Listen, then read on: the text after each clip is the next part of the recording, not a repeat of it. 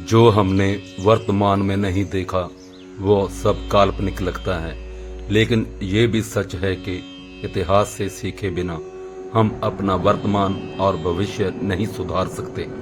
यही कारण है कि हमें पौराणिक कथाएं सुनाई जाती हैं। यही पौराणिक कथाएं हमें सिखाती हैं कि हमसे पहले इस धरती पर रह चुके लोगों ने कैसे इस इंसानियत को बनाए रखा। आज हम आपको एक ऐसी ही पौराणिक कहानी बताने जा रहे हैं जो हमें सिखाती है कि सबसे बड़ा धर्म मानवता का होता है। ये कहानी समझाती है कि युद्ध में पक्ष और विपक्ष के अलावा भी कुछ होता है, और वो होता है निष्पक्ष। निष्पक्षता ही हमें इंसानों में भेदभाव करने से रोकती है।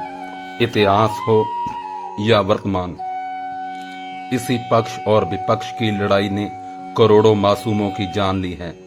महाभारत के युद्ध के दौरान एक राजा ने दुनिया को यही समझाने की कोशिश की थी कि निष्पक्ष होना सबसे बड़ी मानवता है। ये निष्पक्ष राजा थे उडुपी नरेश।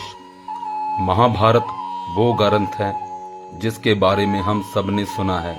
इसकी कहानियां हम अपने बड़े बुजुर्गों से सुनते आ रहे हैं।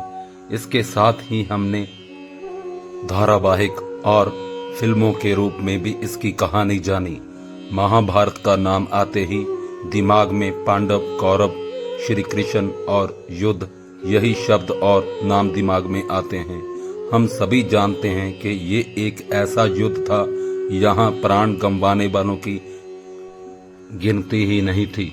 पौराणिक कथाओं के अनुसार मात्र 18 दिन चले इस युद्ध में कुल मिलाकर 1.25 करोड़ योद्धा सैनिक मारे गए थे। इनमें करीब 70 लाख कौरव पक्ष से तो 44 लाख लोग पांडव सेना के सैनिक व योद्धा थे। महायुद्ध में दोनों पक्षों से कुल 18 अक्षौहिणी सेनाएं लड़ी थी, जिनमें 11 कौरवों के पास और 7 पांडवों के पास थी। महाभारत के अनुसार एक अक्षौहिणी में 21,870 रथ और 21,870 हाथी और 65,610 घुड़सवार और 1,09,350 पैदल सैनिक होते थे। इस तरह देखा जाए तो 18 अक्षौहिणियों में कुल 1,14,16,374 सैनिक योद्धा थे। ये बातें अधिकतर लोग जानते होंगे, लेकिन सोचने वाली बात यह है कि इतने लोगों का पेट भरने के लिए भोजन किसने बनाया होगा, और इस बात का अंदाजा कैसे लगता होगा कि युद्ध में कितने सैनिक वापस लौटेंगे और कितने भोजन बनाया जाए जो ना व्यर्थ हो और ना ही कम पड़े। सोचने पर यह सवाल आपका सिर चकरा देगा, लेकिन जिसने महाभारत में भोजन का प्रबंधन संभाला उसके लिए ये बहुत ही आसान था। इतने बड़े और कठिन दायित्व का बीड़ा उठाने वाले थे उडुपी के नरेश। वह महाभारत के ऐसे योद्धा थे जिन्होंने युद्ध में लोगों के प्राण नहीं लिए बल्कि उनकी भूख मिटाई। महाभारत युद्ध के दौरान ऐसा कोई राजा नहीं बचा था जो इस भीषण युद्ध का हिस्सा न बना हो। यहाँ तक कि रानियां भी अपने सत्र से इस युद्ध में शामिल हुई। हर किसी ने अपना पक्ष चुन लिया था, लेकिन श्री बलराम और रुक्मी ही ऐसे थे जिन्होंने ना किसी का पक्ष चुना और ना ही इस युद्ध का हिस्सा बने। इन दोनों के अलावा एक राज्य और ऐसा था जो कई प्रयासों के बाद युद्ध का हिस्सा नहीं बना।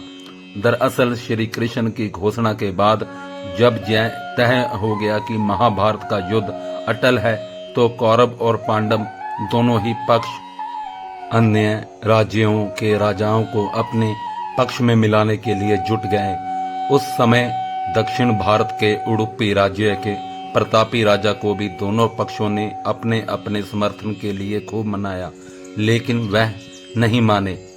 अंत में ये जिम्मा श्री कृष्ण पर आया, तो उन्होंने उडुपी के राजा को अपना पक्ष चुनने के लिए कहा।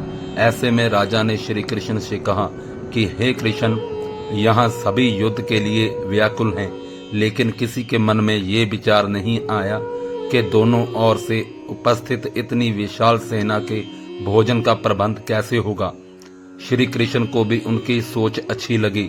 ऐसे में उडुपी नरेश ने श्री कृष्ण से अपनी इच्छा जाहिर करते हुए कहा कि वह इस युद्ध में निष्पक्ष रहेंगे और अपनी पूरी सेना के साथ अन्य सभी के लिए भोजन का प्रबंध करेंगे।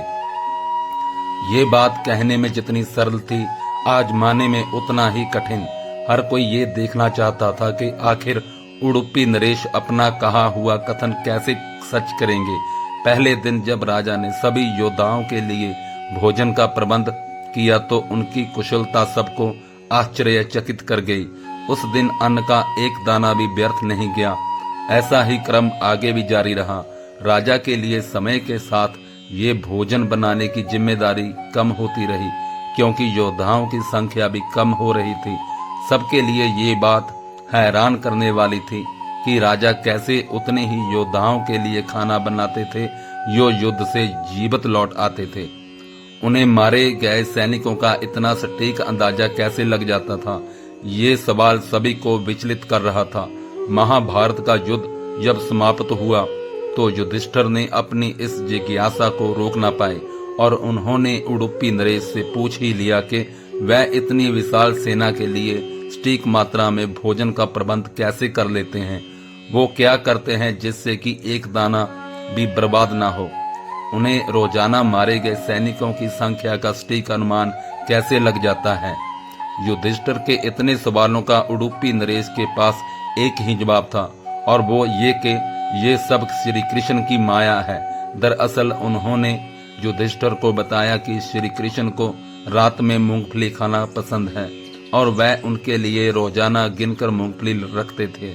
उनके खाने के बाद वह गिनकर देखते कि उन्होंने कितनी मूंगफली खाई है। वह जितनी मूंगफली खाते थे उससे ठीक 1000 गुना ज्यादा सैनिक अगले दिन युद्ध में मर जाते थे। जैसे कि अगर वह 50 मूंगफली खाते थे तो राजा को अंदाजा हो जाता कि अगले दिन 50,000 योद्धा मारे जाएंगे। उसी हिसाब से उडुपी नरेश अगले दिन का भोजन तैयार करते थे।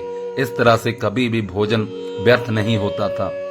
सो अगर आपको ये हमारी कहानी अच्छी लगी हो तो इस चैनल को सब्सक्राइब, वीडियो को लाइक और शेयर जरूर करें, क्योंकि इस चैनल पर हम ऐसे ही धार्मिक वीडियोस आपके लिए लाते रहते हैं। जय श्री कृष्णा।